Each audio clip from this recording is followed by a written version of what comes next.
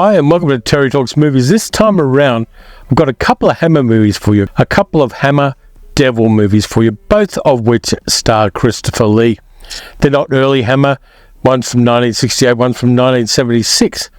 And the one from 1968 is better than the one from 1976, but they both got Christopher Lee in them, and they're both Hammer movies, so we're going to enjoy them.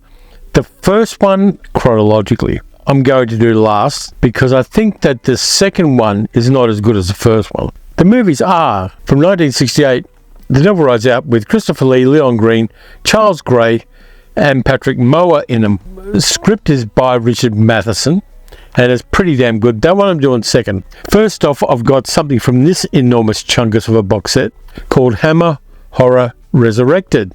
Now, in this box set, which is, like I said, a chunky thing, it has this weird physical format where everything's in there, but it folds out into big, chunky pieces of movies. The second one is To the Devil a Daughter from 1976, the last Hammer horror movie of the 20th century, which stars Christopher Lee. It's also got Nastasia Kinski in it, Richard Widmark, Pointer Blackman's in there as well, Anthony Valentine. Interesting film, but not as good as the first one. There's the back cover in case you're wondering. I've got a lot of these movies in other forms, but some of them I don't have at all apart from this. Inside you get Rasputin the Mad Monk, Plague of the Zombies, Frankenstein Created Woman, Quatermass in the Pit, and I've got another edition of that, The Vengeance of She, and To the Devil a Daughter. I wish it was a lot skinnier. So having said that, I'm going to do To the Devil a Daughter first, because I think it's a lesser film and you always build up to a good climax when you're doing these videos.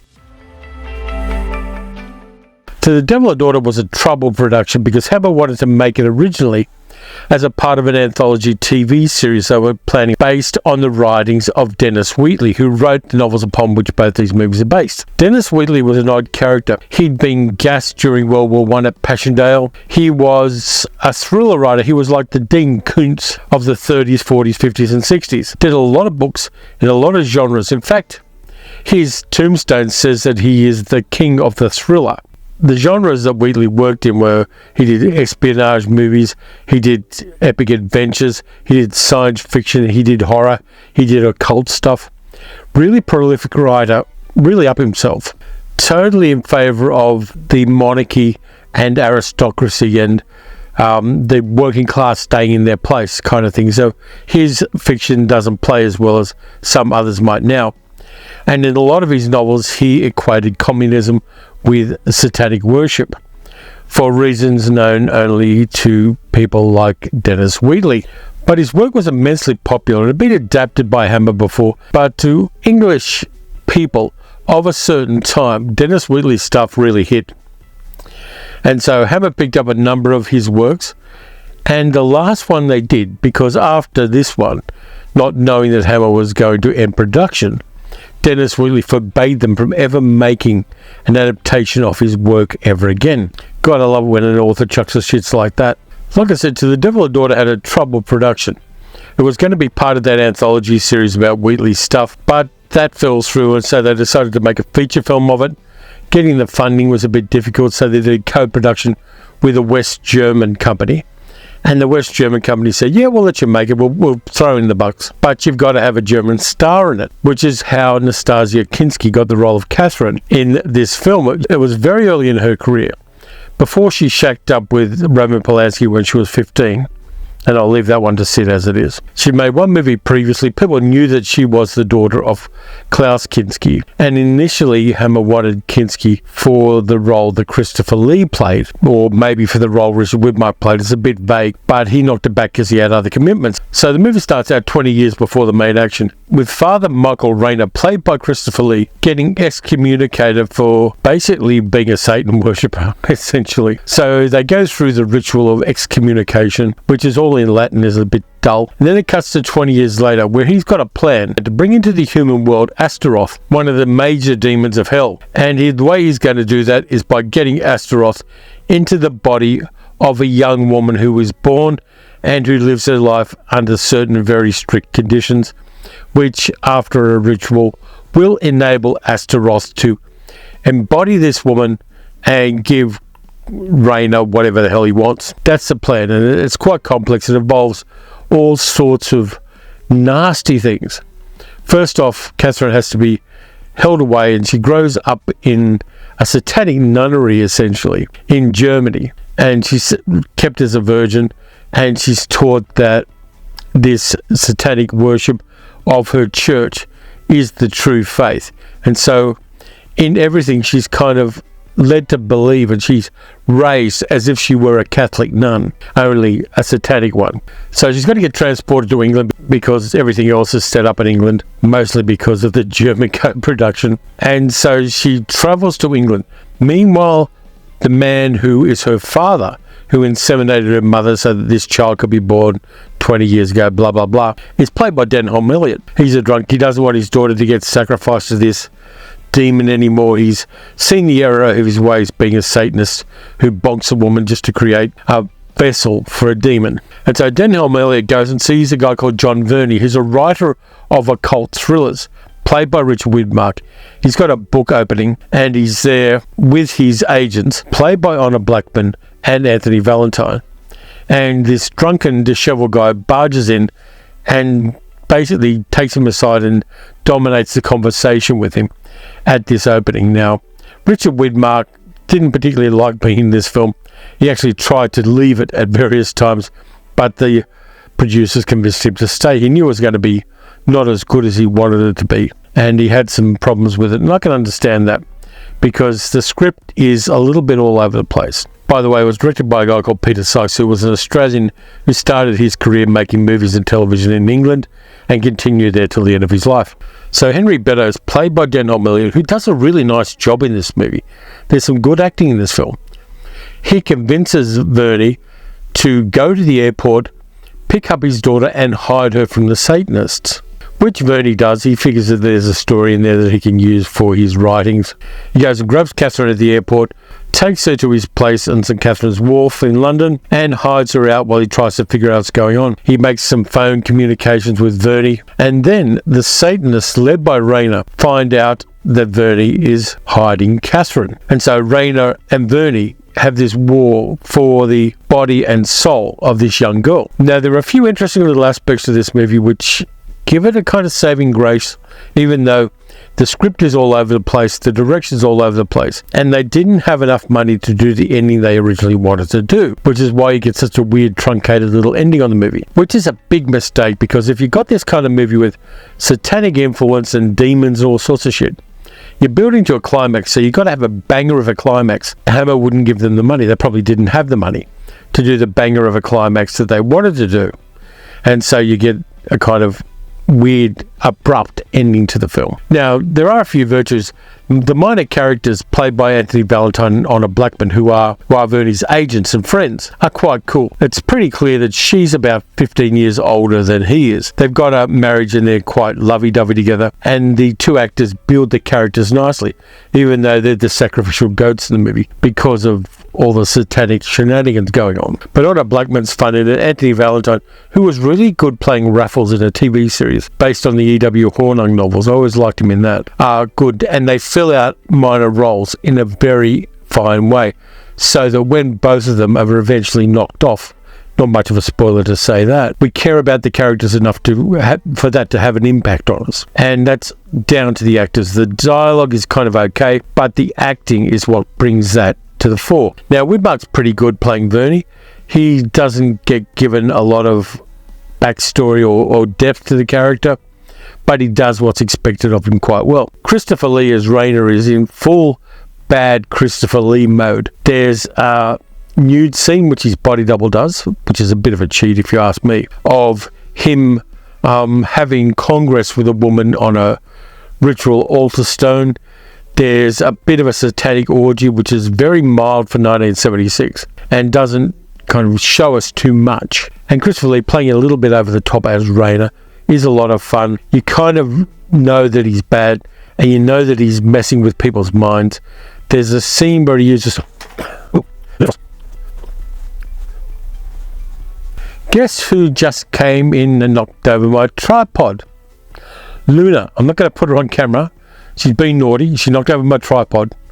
So, Anyway, yeah, Christopher Lee gets to mess it around a little bit playing Raina. And the satanic rituals involve a whole bunch of really nasty stuff, like a pregnant woman being tied up in bondage while she's about to give birth, and the baby being sacrificed to give blood that can be used for the satanic ritual, all that kind of stuff, which these days would be considered extra icky, but is just done very matter-of-factly in this movie. And then as Vernie confronts Raina tells him, you go away, we'll give you everything you want. And then there's a really odd and really wrong scene of a nude 14-year-old Nastasia Kinski as Catherine, where Raina offers Vernie Catherine. There didn't have to be the nudity there was in this film. And like the nudity in Nicholas Roeg's Walkabout, it's prurient and off-putting, to my sensibility at least, and I'm not a prude. I've seen a whole bunch of films with nudity and eroticism in them, which I liked, but when it's a young teenager, it doesn't play for me, and I think there are a lot of people that agree with me. But there is that brief full nudity of a 14-year-old woman or young girl, which I find the most problematic part of it, and not a good note for Hammer to end its long career in horror films in the 20th century. But there is a lot of interesting stuff, particularly with Christopher Lee. I've always liked Richard Widmark as an actor. I like Andy Valentine and Denholm Elliott and Honor Blackman in it. But I think the script isn't quite there. It doesn't quite land for me. A tighter script would have helped the movie a lot. The monetary restrictions they were working under probably messed things around. They didn't have the time to give it another go in that sense. I originally saw The Devil a Daughter in cinemas in the 1970s, and I thought, yeah, this is an okay Hammer horror film. Yes, it's kind of weird and it's got Christopher Lee in it, and I watched it, but it wasn't one that had a particular impact on me at the time, nor did it have an impact on me when I watched it this time as well. As I said before on the channel, you can sometimes learn as much from a bad movie as you can from a good one, and the things I learned from this movie are the script needed work, the bones were there was a possibility of it being really great, but not doing the reveal right at the start that the church and the priest were evil kind of diminished the movie. It didn't let us build as much anticipation for the climax as we might have had otherwise, and maybe fleshing out the character of Vernie a lot more would have been more interesting. Even though he does have a cordial relationship with his two friends, there's not enough meat on the bones of Richard Widmark's role to give him much to work with, which I think is a little bit of a pity because he's the focus of the climax. Him versus Raina. We get a lot of Raina from Christopher Lee because Christopher Lee was very familiar with filling the gaps in a Hammer script. He knew how to do it much more than perhaps Widmark did.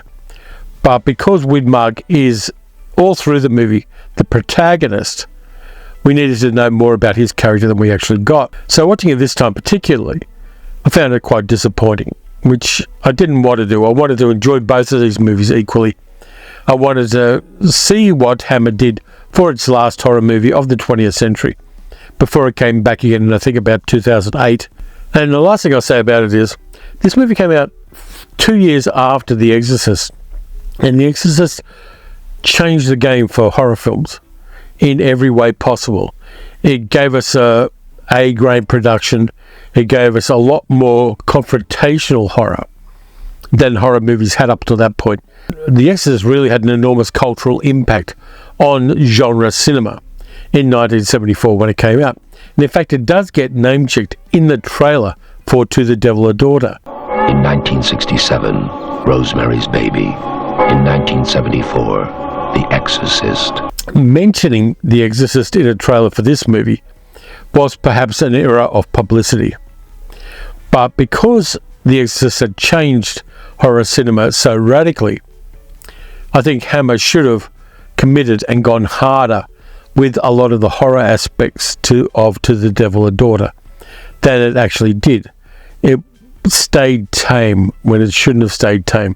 And yes, there's blood and gore and the somewhat off-screen murder of a newborn baby, but there are ways in which the movie could have gone a lot more confrontational than it did. That then brings me to the second film, which, even though it isn't as gory and salacious as To the Devil a Daughter, and it doesn't have nudity in anything like the way that to The Devil a Daughter has. The Devil Rides Out is a better adaptation, first off, of Wheatley's novel. It's got a script by Richard Matheson to start with. It was directed by Terence Fisher, who was the Hammer horror guy for about a decade at least. And this arguably is his best work for Hammer.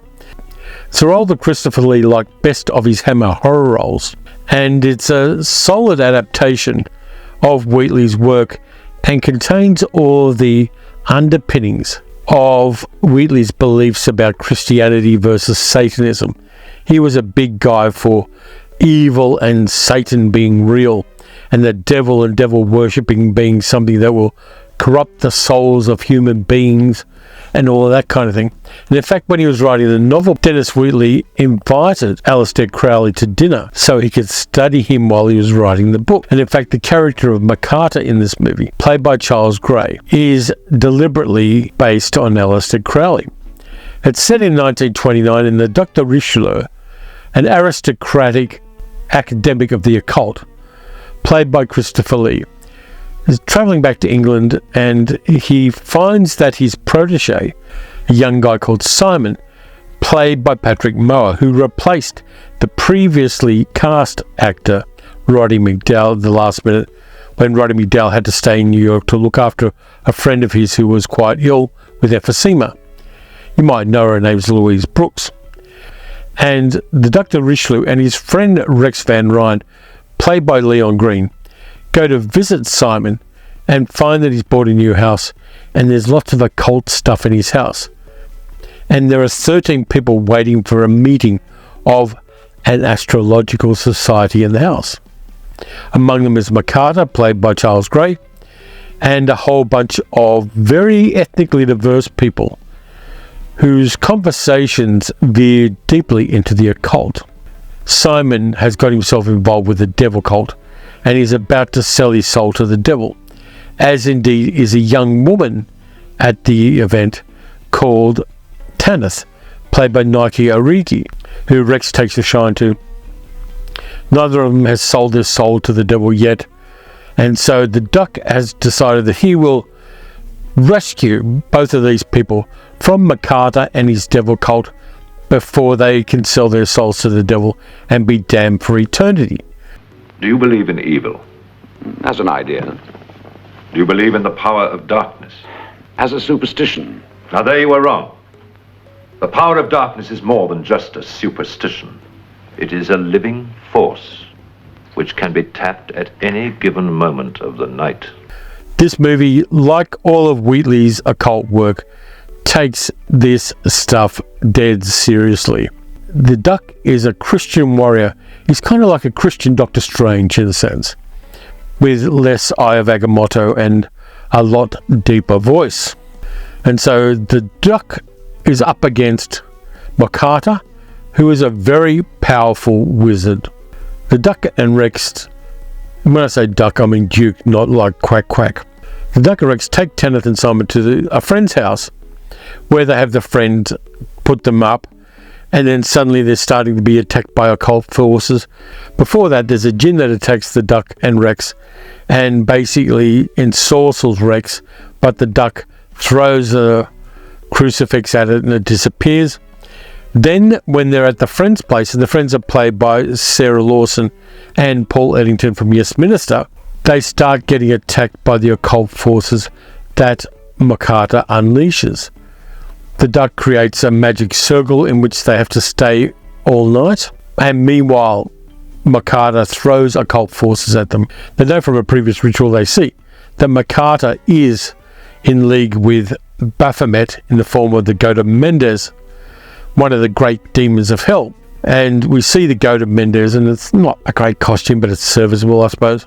And so various occult forces are unleashed. There are giant spiders they see. A demon comes in pretending to be the daughter of the friends. The Angel of Death turns up on horseback outside the circle and tries to kill them all, but doesn't succeed in that. But before the Angel of Death has to return to hell, he must take somebody's soul and kill them. So there's all of this occult stuff that goes on. Christopher Lee plays a very straight, very aristocratic and very noble as the Richelieu. Leon Green's kind of okay as the sidekick. His voice gets dubbed by Patrick Allen, who was the husband of Sarah Lawson, the actress who plays the friend who puts up the group of people when the Satanists attack. This movie builds its world nicely. That world of occult forces going up against kind of Christian magic in a sense, because the Duck does a few magic spells during the movie, which means that he's very familiar with the occult and he's not adverse to using it in order to protect the light side of things. And I like the fact that he has to do some research as well.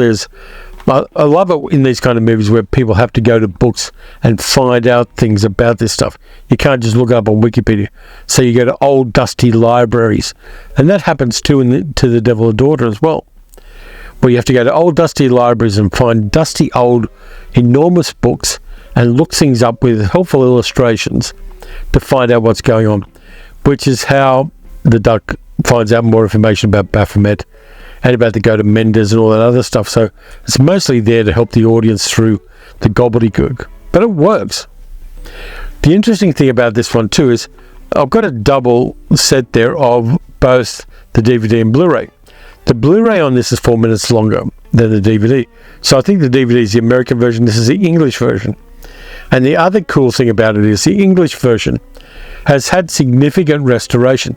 This was one of the movies that first started doing computer-generated restoration of film, getting rid of the scratches, and every frame of this movie has been restored. And there are some bits where the supernatural manifestations didn't look right.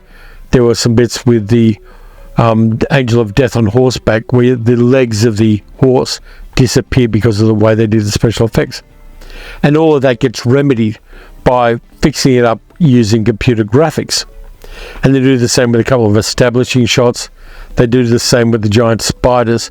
So this movie, thanks to computer-generated restoration, looks better than it did when it was released in cinemas back in 1968. And I'm in favour of that kind of computer-generated restoration. I'm not in love with getting rid of the grain in the movie and restoring things and smoothing things out. But where special effects weren't capable of conveying what the filmmakers and the special effects technicians wanted to do, I'm very much in favour of that being restored and given some love, and a 4K digital copy of it being around. I believe this has been released since then with all of those restorations included, but for me this Blu-ray is enough.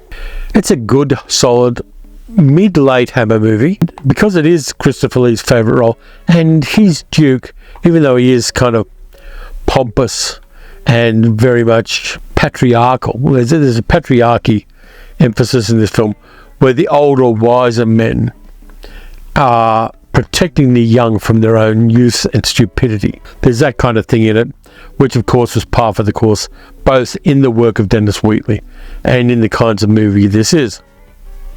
But I like that one. It's probably in my top 15 Hammer films.